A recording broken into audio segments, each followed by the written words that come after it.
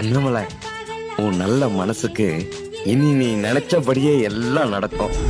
எனக்கு பொதுவாக தூரிகை ஒரு ஊரில் இருந்தாவே எனக்கு ஒரு பெரிய சந்தோஷம் இருக்கும். ரைட்டரா, நம்ம தங்கச்சி 100 பேர் இருக்காங்கடா, எந்த சூழ்நிலையிலும் நம்மளை யாரும் வெல்ல முடியாது என்கின்ற ஒரு பெரிய நம்பிக்கையோடு நான் பயணம் செய்து கொண்டிருக்கின்றேன். உண்மையாலுமே சொன்ன மாதிரி எனக்கு மாமாந்தூர் மேலே ஒரு வருத்தம் இருந்துச்சு, உண்மைதான்.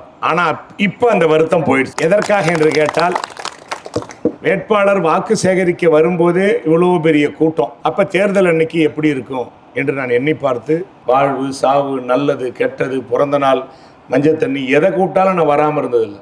அப்படி உங்களில் ஒருவனாக இருக்கின்ற எனக்கு இந்த முறை அதிகபட்சமான வாக்குகள் வித்தியாசத்தில் என்னை வெற்றி பெற செய்ய வேண்டும் என்று உங்களை பாதம் தொட்டு கேட்டுக்கொள்கின்றேன்.